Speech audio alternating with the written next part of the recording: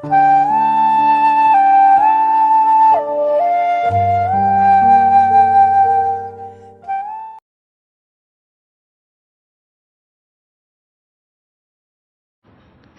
चिंता में सोफे पर बैठी थी।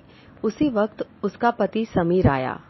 समीर बोला, सुनैना, आज इतना थक गया हूं मैं, खाना देर से खाऊंगा, पहले एक कप चाय बना दो।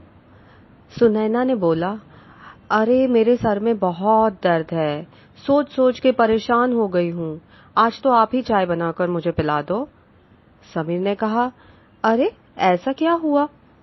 सुनैना बोली, हमारे मकान मालिक का फोन आया था, उन्हें यह घर बेचना है, 2 महीने में मकान खाली करने का बोल दिया है। सुनो जी, मुझे तो इस घर से इतना लगाव हो गया है, हम शादी करके इसी घर में आए थे, कितने सपने देखे, मुझे और कहीं नहीं जाना, आप कुछ भी करके इस घर को खरीद लो। समीर ने कहा, अरे सुनैना, यह एक मकान है, कोई खिलौना नहीं कि तुमने कहा और मैंने खरीद लिया। इस मकान की कीमत क्या है पता है तुम्हें? सुनैना ने बोली, तुम ही बताओ क्या कीमत है इस मकान की।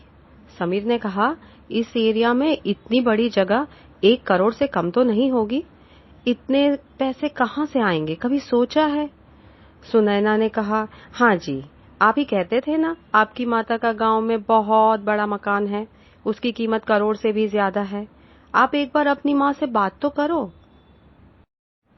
समीर बोला, माँ को गांव छोड़ना ही नहीं है, इसी बात पर तो मैं माँ से झगड़ा करके गुस्से में गांव छोड़कर शहर आ गया और 2 साल से माँ से बात तक नहीं की, और हमने शादी भी कर ली है, ये बात भी मैंने माँ को नहीं बताई। सुनैना ने कहा, अरे तुम मर्दों का गुस्सा होता ही ऐसा है, किसी माँ के गुस्से की उम्र इतनी लंबी नहीं होती, माँ सिर्फ अपने बच्चों को प्यार ही कर सकती है, आप एक बार फोन तो करो। समीर ने बोला, नहीं सुनैना, माँ ने तो मुझे 2-3 बार फोन भी किया था, लेकिन मैंने ही माँ का फोन नहीं उठाया, क्योंकि तुम्हें गांव और उस गांव के लोग पसंद नहीं है ना। अब मैं सामने से फोन करके क्या बात करूं, माँ क्या सोचेगी? सुनैना बोली, माँ क्या सोचेगी ये आप मत सोचो, पहले आप तो यही सोचो कि गांव का मकान आपका भी तो है, अकेली माँ का तो नहीं है, इतने बड़े मकान में वो अकेली रहती हैं और यहाँ हम किराया देके रहते हैं। आप है ना, एक काम करो, माँ को फोन करो, नहीं बल्कि गांव चलने की तैयारी ही करो, हम माँ के यहाँ जाते हैं, फिर आप सब कुछ मुझ पे छोड़ दो, मैं माँ की सेवा करके उनका दिल जीत लूंगी। आप वहां जाकर माँ के मकान के पेपर अपने नाम पे करवा लेना। माँ कहाँ पढ़ी लिखी है, हमारे पास 2 महीने का वक्त है, हम 2 दिन में ही गांव के लिए निकल जाते हैं, समझे ना आप? समीर बोला, ठीक है, मैं टिकट बुक कराता हूँ, तुम हम दोनों का सामान पैक कर लो। दोनों गांव के लिए निकल पड़े। गांव पहुंचकर समीर ने सुनैना को एक बड़ा सा मकान दिखाते हुए बोला कि देख सुनैना, यही हमारा मकान है। सुनैना तो बाहर से ही मकान देखकर बहुत खुश हो गई। समीर ने बाहर की ओर से दरवाजा खटखटाया। थोड़ी देर में दरवाजा खुला। माँ धीरे से दरवाजा खोलती है। माँ ने कहा, कौन कौन? समीर बेटा, तू इस वक्त? ना कोई फोन ना खबर, बेटा अचानक ऐसे कैसे आना हुआ, और तुम्हारे साथ में ये कौन है बेटा? समीर बोला, माँ ये तेरी बहू सुनैना है। दोनों माँ के पैर छूते हैं। सुनैना ने कहा, पाए लागू माँ। माँ ने कहा, सदा सुखी रहो बेटा, आओ आओ अंदर आओ, मेरी बहू तो बहुत सुंदर है बेटा, तुम दोनों कैसे हो? समीर ने कहा, हम दोनों बहुत अच्छे हैं माँ, आप कैसी हो? माँ ने कहा, बेटा मेरा क्या, बस भगवान गाड़ी चला रहा है और मैं जी रही हूँ। बेटा कभी फोन तक नहीं किया, माँ कैसी है कभी जानने की कोशिश तक नहीं की, मैंने फोन किया तो तुमने उठाया भी नहीं। समीर बोला, माँ मेरी शादी के लिए सुनैना के घर वाले तैयार नहीं थे, उनका विरोध करके सुनैना ने मुझसे शादी की तो वह थोड़ी दुखी रहती थी और मैं आपसे गुस्सा होकर शहर आ गया था। फिर सुनैना ने कहा, मुझे आपकी माँ से मिलना है, आप एक बार गांव मम्मी जी के पास मुझे ले चलो, मैंने बचपन में माँ का प्यार खोया है, आपकी माँ भी तो मेरी माँ है, ऐसा कहकर वो आपसे मिलना चाहती थी। माँ ने कहा, बहुत अच्छा किया बेटा बहू ने। सुनैना बेटा, मेरी भी कोई बेटी नहीं है, लेकिन तू भी तो मेरी बेटी ही है। आप दोनों बैठो, मैं आपके लिए चाय पानी लाती हूँ। सुनैना ने कहा, नहीं माँ, आप अपने बेटे के पास बैठो, मैं पानी लाती हूँ। बहू अंदर चली जाती है। माँ बोली कि बेटा बहू तो बहुत सयानी है, बहुत अच्छा किया तूने शादी कर ली। शहर में अकेला कैसे रहता, खाना पीना रहना अकेले कितना समय चलता। सुनैना पानी लेकर आई और दोनों से पूछा, आप दोनों क्या खाओगे? खाना मैं ही बनाऊंगी।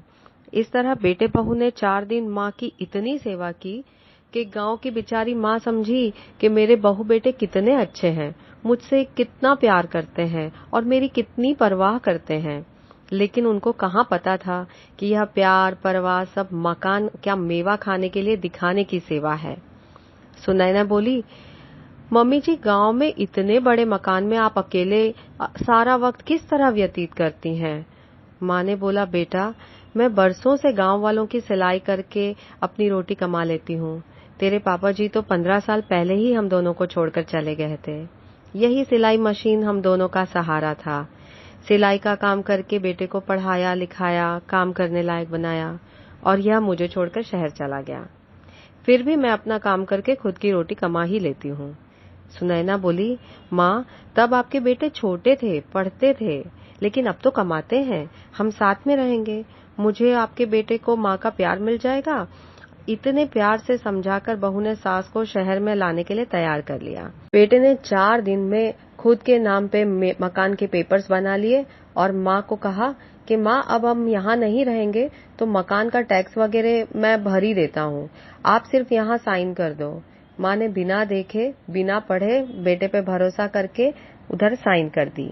गांव की बिचारी भोली भाली माँ बहू के स्वार्थी प्यार को सच्चा प्यार मानकर शहर आ गई।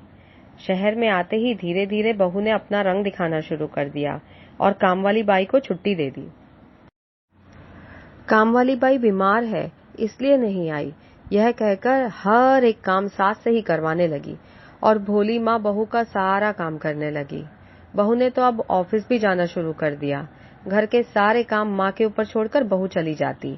माँ घर की साफ सफाई करती और यह करते करते वह एक बार घर की दहलीज पर आई तो सामने एक महिला अपने बच्चे के साथ खेलती हुई दिखाई दी। दोनों की नजर मिली तो उस महिला ने माँ को नमस्कार किया और पूछा कि आप कौन हैं? पहली बार आपको देखा। तब माँ ने बताया कि मेरा नाम लाजवंती है, मैं समीर की माँ हूँ। और तुम कौन हो बेटा? उस महिला ने कहा, जी मेरा नाम कविता है, मैं सामने वाले मकान में मेरे भाई भाभी रहते हैं और मेरे पापा जी यहाँ मेरे भाई के पास कभी कभी आते हैं, तब मैं उनके साथ में आ जाती हूँ। फिर तो लाजवंती और कविता हर रोज साथ में बैठते बातें करते और कभी कभी बाजू के पार्क में भी चले जाते थे। बातों बातों में लाजवंती ने कहा कि मुझे स्वेटर बनाना आता है, आप अपनी पसंद का ऊन ले आओ, मैं बच्चे का स्वेटर बना दूंगी। कविता ने अपने पापा से ऊन और सोए लाने को कहा और कविता के पापा ने बाजार से स्वेटर का सामान लाकर पार्क में ही देने आ गए, जहां लाजवंती और कविता अपने बच्चे को लेकर बैठे हुए थे। कविता ने कहा, यह मेरे पिताजी हैं। कविता के साथ लाजवंती को देखकर कविता के पिता ने कहा, अरे लाजवंती जी, आप यहाँ? लाजवंती ने कहा, अरे बलवंत जी, आप कविता के पिता हैं? बलवंत जी ने कहा कि जी हाँ, कविता मेरी ही बेटी है। उस वक्त कविता ने कहा, अरे पापा, आंटी आप दोनों एक दूसरे को पहचानते हो? तब बलवंत ने कहा, हाँ जी कविता, 30 साल पहले हम एक ही कॉलेज में एक ही क्लास में पढ़ते थे, फिर तो दोनों ने अपनी अपनी पुरानी बातें बताते हुए और इसी तरह रोज ही मुलाकातें होने लग गई। फिर एक दिन अचानक समीर और सुनैना ने माँ को बताया कि हम दोनों ऑफिस के काम से 4 दिन के लिए बाहर जा रहे हैं और सामान गाड़ी में रखने लगे। और बाहर गाड़ी के पास आकर माँ ने कहा कि बेटा, मेरा चश्मा टूट गया है, तू अचानक बाहर जा रहा है, मुझे तो चश्मे की जरूरत थी, मुझे यह स्वेटर बनाना है, मेरा चश्मा प्लीज रिपेयर करा दे। तो समीर बोला, माँ आप गांव में स्वेटर कपड़े बनाती थी, वो सब ठीक था, लेकिन यहाँ ऐसे काम करके हमारी इज्जत तो कम मत करो, छोड़ो, कोई ऐसा काम नहीं करना है और वैसे भी हमें लेट हो रहा है। ऐसा कहकर समीर और सुनैना दोनों बाहर निकल गए। सामने खड़े हुए बलवंत जी ने सारी बातें सुन ली और लाजवंती से कहा, लाओ ये मुझे दे दो, मैं रिपेयर करा देता हूँ, और मार्केट जाकर चश्मा बनवा के ले आए।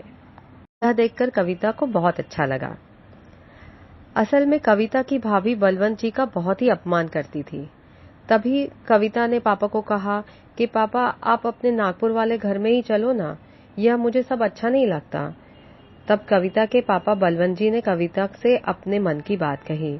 उन्होंने बताया कि 30 साल पहले लाजवंती और मैं एक दूसरे के बहुत अच्छे मित्र थे और एक दूसरे को पसंद भी करते थे, लेकिन घरवाले और समाज के डर से हम दोनों ने एक दूसरे को कभी अपने मन की बात कही ही नहीं।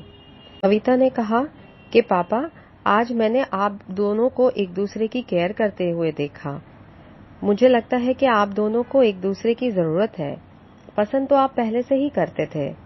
पापा आज भी देर नहीं हुई है, वक्त है पापा, सोचो इसके बारे में। बलवंत जी ने कविता की सारी बातें ध्यान से सुनी। दोपहर को लाजवंती जी घर से बाहर ही नहीं आई तो कविता उनके घर पे चली गई तो पता चला कि लाजवंती को चक्कर आने से गिर गई थी और उसकी तबीयत बहुत खराब थी।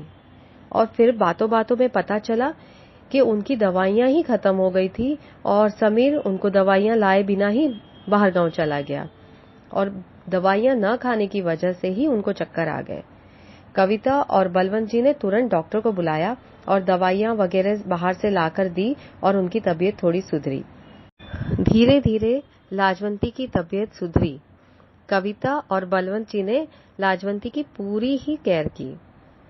एक दिन बलवंत ने लाजवंती से कहा कि चलो थोड़ा बाहर भी घूमो, थोड़ा बाहर जाओगी तो बहुत अच्छा लगेगा। आप चाहो तो मैं सिनेमा की टिकट बुक कराऊं, हम साथ में चले। यह सब बातें ही हो रही थी कि तब लाजवंती के बेटा बहू आ गए और बलवंत जी की सारी बातें सुन ली। बस फिर क्या था, बहू ने कहा कि आप दोनों हमारे पीठ पीछे क्या गुल खिला रहे हो, और माँ हमको आपसे ऐसी उम्मीद नहीं थी, आप दोनों सोसाइटी में हमारी नाक कटवा रहे हो। फिर बलवंत जी को भी बहुत अपमानित करके उन्होंने घर से बाहर निकाल दिया। तब लाजवंती ने कहा कि बेटा मेरी तबीयत खराब हो गई थी, समीर तुम तो दवाई दिए बिना ही चले गए और मेरी मदद करने के लिए यहाँ कोई और कहाँ था। मैंने कोई गलत काम नहीं किया है, दरवाजा तो तुम्हारे सामने खुला ही था। ये बाप बेटी पड़ोसी के नाते ही मेरी मदद करने आए थे। बेटा तुम सब गलत सोच रहे हो। बेटे बहू को तो झगड़ा करने का एक बहाना ही चाहिए था। बहू सुनैना ने को तो बोलने के लिए तैयारी थी। वह बोली कि मुझे पता ही नहीं था आप ऐसी हो, वरना मैं आपको यहाँ लाने का सोचती भी नहीं और यहाँ लाती भी नहीं। अगर आपको यहाँ रहना है तो ये सब नहीं चलेगा। आप अपना रास्ता सोच लो, हमें नहीं रहना आपके साथ। माँ बोली, बेटा बहू तो इतनी बदतमीजी कर रही है मेरे साथ और तू कुछ भी नहीं बोल रहा। समीर ने कहा, माँ सुनैना सही कह रही है, आप अपना रास्ता सोच लो। यह शहर है, यहाँ हमारी भी कुछ इज्जत है। माँ ने बोला, ठीक है बेटा, तू भी बहू की ही भाषा बोल रहा है तो मुझे भी तुम्हारे साथ नहीं रहना। मैं जाती हूँ अपने गाँव। आज भी मेरे हड्डियों में इतनी ताकत तो है कि मैं अपना काम कर लूंगी। बैग में कपड़ा लेकर माँ बाहर निकल गई। दोनों बेटे बहू बहुत खुश हो गए और सोचा कि चलो बला टली। यह सोचकर हंसने लगे।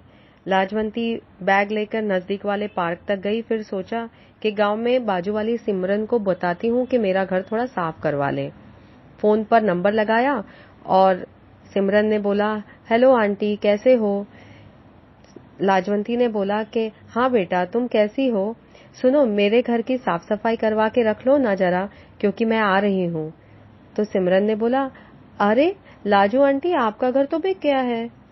लाजवंती ने बोला, अरे ऐसे कैसे बिक गया, वो तो मेरे नाम का है, किसने बेचा। सिमरन ने बोला, आंटी समीर भाई और सुनैना भाभी आए थे ना 2 दिन पहले और वो ही तो बेच के गए हैं। लाजवंती ने सोचा, क्या बहू बेटे आए थे, ठीक है। यह करके फोन रख दिया। अब लाजवंती को समझ में आया कि गांव में टैक्स भरना है, यह सब कह के कागज पर उन्होंने साइन करवाई थी मेरी। अरे भगवान, इतना बड़ा धोखा। समीर, यह तूने बिल्कुल अच्छा नहीं किया। सुनैना तो मेरा खून है ही नहीं, लेकिन तू तो मेरा अपना खून है। तूने मेरे साथ यह क्यों किया। मेरा गांव का घर भी बेच दिया और यहाँ मेरे साथ नहीं रहना यह भी बोल दिया। अपना रास्ता देख लो। हे भगवान, ऐसी नालायक औलाद किसी को न देना। इससे तो मैं बांझ होती तो ही अच्छा था। ऐसा कहकर वही पार्क में सर पर हाथ रखकर बैठ गई और मानो सारा आसमान उस पर टूट पड़ा हो। रोने लगी कि अब मैं क्या करूं, कहां जाऊं, किसको बोलूं, क्या बोलूं कि मुझे मेरे ही बेटे ने यह ठग दिया, धोखा दे दिया। वह रोती रही और अपने आप को कोसती रही कि मैंने इन दोनों पे भरोसा ही क्यों किया। गांव में अकेली थी लेकिन सुखी थी। लाजवंती रोए जा रही थी।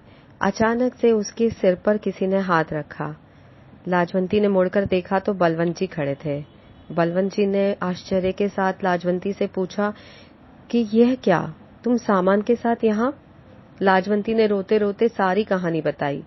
तब बलवंत जी ने पूछा कि लाजवंती, अब तुम क्या करना चाहती हो? लाजवंती बोली, बलवंत जी, मुझे तो कुछ नहीं सूझ रहा, मुझे कोई वृद्धाश्रम में भेज दो। तब बलवंत ने बोला कि मेरे बेटे बहू भी मेरा तिरस्कार ही तो करते हैं। अब हमारे बच्चों के लिए हम अनवांटेड हैं, लेकिन हम दोनों एक दूसरे के लिए तो वांटेड हो सकते हैं। 30 साल पहले जो बात मैं तुमसे कभी ना कह सका, वो आज मैं तुम्हें जरूर कहूंगा कि तुम्हें मेरा प्यार और मेरा साथ पसंद है। ये मत सोचो कि हमारी उम्र क्या है, समाज क्या कहेगा। मैं आज भी बच्चों को ट्यूशन देता हूँ और मेरी पेंशन भी आती है और नागपुर में मेरा खुद का मकान है। तुम्हें वहाँ कोई परेशानी नहीं होगी। मेरा विश्वास करो। वृद्धाश्रम क्यों? हम हमारी बाकी की जिंदगी इस तरह एक दूसरे का साथ देकर साथ में गुजार नहीं सकते? मुझे पता है कि तुम भी तब मुझे पसंद करती थी, लेकिन तभी हममें ये हिम्मत नहीं थी मन की बात कहने की। बलवंत जी ने अपना हाथ लाजवंती के हाथ बढ़ाते हुए बोला कि लाजू, आओ फिर से शुरू करें। लाजवंती बलवंत जी का हाथ पकड़कर खड़ी हुई और अपनी सम्मति देते हुए आंसू पोंछकर बोली, बलवंत जी, आप सही कह रहे हैं। बलवंत ने लाजवंती का हाथ पकड़कर दूसरे हाथ में बैग को लिया और लाजवंती को अपने घर में ले आए और फिर खुद की भी बैग भर ली। कविता ने अपने पिता को देखा और लाजवंती आंटी के इस निर्णय से वो बहुत खुश हो गई और बोली कि मेरे पिता को इस उम्र में एक बहुत अच्छा जीवन साथी मिल गया और मुझे अपनी माँ मिल गई। उसने दोनों को गले लगाया और अपना प्यार जताया। थोड़ी देर में बलवंत जी ने दोनों की बैग अपनी गाड़ी में रखी और दोनों गाड़ी में बैठ गए। कविता ने दोनों माता पिता को प्यार से विदाई दी और गाड़ी धूल उड़ाती हुई निकल गई। गाड़ी के आगे निकलते ही सामने के मकान में रहते समीर और सुनैना ने भी उनको देखा। वे दोनों यह नजारा देखते ही रह गए। कविता ने समीर के पास जाकर बोला कि यह दुनिया का दस्तूर है, आप जो बोओगे ना वही पाओगे। जरा सोचना जरूर कि आपने क्या किया है। समीर और सुनैना एक दूसरे को शर्म भरी झुकी नजर से देखते रहे।